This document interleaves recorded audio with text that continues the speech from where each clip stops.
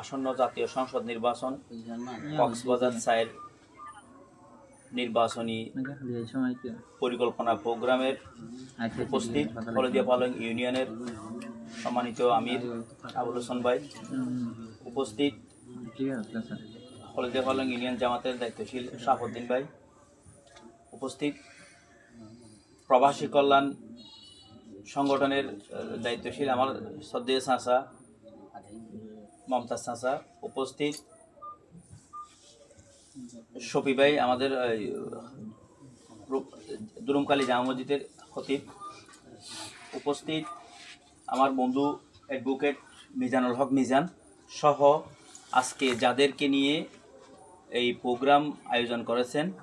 এই প্রোগ্রামের প্রাণ এই ৮ নং ওয়ার্ডের দুরুমকালী, বড়ুয়াপাড়া, এই তারপরে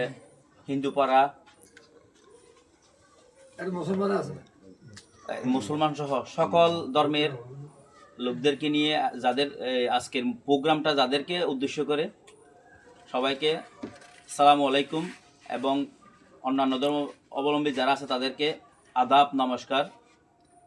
বলে আমি আমার কথা শুরু করতেছি। আমরা দীর্ঘদিন পরে একটি উৎসবমুখর নির্বাচনের দিকে এগিয়ে যাচ্ছি। এই নির্বাচনের প্রতি দেশ এবং বিদেশের সকল মানুষের একটু স্পেশাল আগ্রহ আছে, যেহেতু দীর্ঘদিন যে নির্বাচনগুলো হয়েছিল আমেজপূর্ণ ছিল না, একতরফা ছিল, সেহেতু দীর্ঘদিন পরে সকলের অংশগ্রহণে একটি বিশুদ্ধ নির্বাচন হতে যাচ্ছে। এই বিশুদ্ধ নির্বাচনটি আমরা বিশুদ্ধভাবে করতে গেলে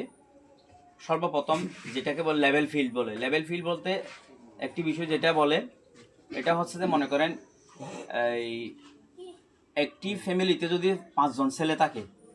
তাহলে এখানে এরকম হতে পারবে না একজন প্রভাব বেশি কাটাবে, একজন একটু বেশি উপভোগ করবে, একজন জায়গা একটু বেশি নেবে, আরেকটা কম ইনকাম করে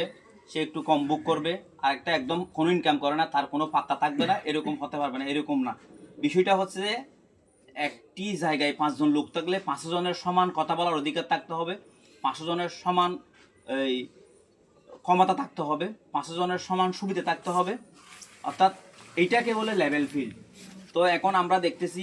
অতীতে এরকমই হয়ে আসছে, এই যে দল বা যে সংগঠনটাকে আমরা বড় মনে করতাম বা নিজেরা বড় মনে করে সবসময় একটু আমবড়াই করতো, সবসময় একটু করতো, আমি বড় ভাই, আমি একটু বেশি উপভোগ করব, আমার কথাই চলবে, আমি যেরকম বলে এরকম করবে, এখানে আইন বলতে কোনো কাজ নাই,